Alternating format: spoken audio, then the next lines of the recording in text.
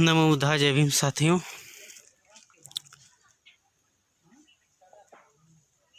जैसा कि आप लोग देख रहे हैं, हम स्पष्ट तरीके से आपको बताने में असमर्थ हैं, लेकिन फिर भी तथागत बुद्ध की बनी ये बेजान प्रतिमा मूर्ति ये दीवारें चीख चीख के बता रही हैं कि ये है तो बुद्धिस्ट स्थल ही, लेकिन बुद्ध विहार है, महल है या क्या है। फिलहाल आप लोग देख सकते हैं स्थापत्य कला, ये भवन निर्माण, कुछ ये स्थापत्य इंडस वैली सिविलाइजेशन सिंधु घाटी सभ्यता से मिलती हुई बताने में असमर्थ हैं, लेकिन फिर भी ये बौद्ध स्थल ही है। हमारे महापुरुषों से ही संबंधित बेजान पड़ी ये दीवार और ये तथागत बुद्ध की प्रतिमा ध्यान मुद्रा में आप देख सकते हैं। ये दीवारें चीख चीख के बता रही हैं कि ये बौद्ध स्थल ही है। और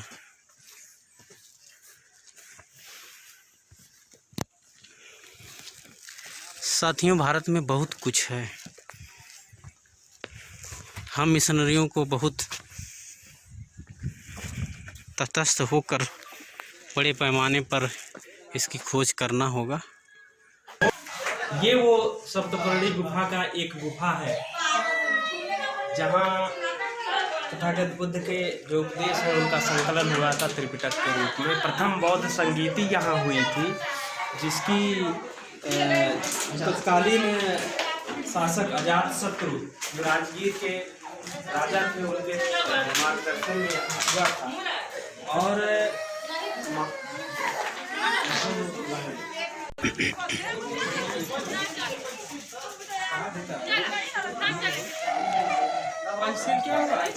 उसी पर है वो, देखिए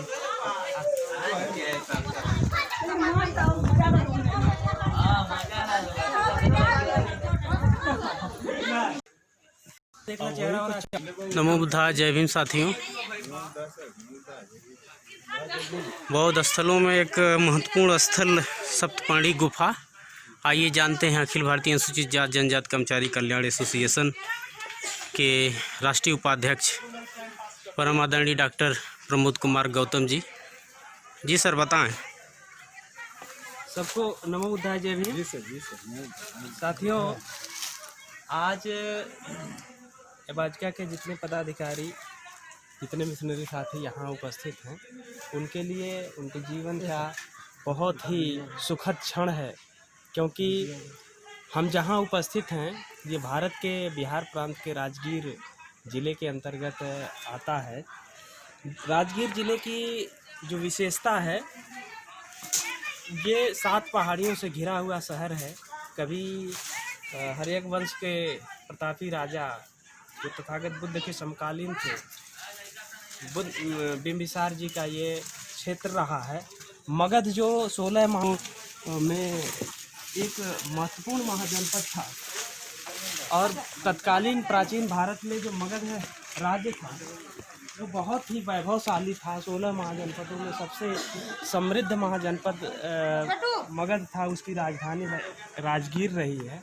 और इस राजगीर के जो शासक थे, महत्वपूर्ण शासकों में बिंबिसार, अजातशत्रु, उदयन ये शासक रहे। और ये सभी लोग बौद्ध शासक थे, तथागत बुद्ध के समकालीन थे। और साथियों, हम आपको बताएं कि ईसा पूर्व 483 ईसा पूर्व में जब तथागत बुद्ध का परिनिर्वाण कुशीनगर में हुआ, उसके 1 महीने बाद तथागत बुद्ध के जितने अनुयायी थे, जो बड़े बड़े आचार्य थे, उन लोग ये सभी लोग, यही वो स्थान है सप्तपर्णी गुफा, पहाड़ों के ऊपर।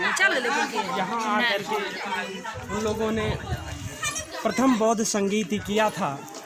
और ये वो गुफा आप लोग देख रहे हैं। एक गुफा उधर भी है।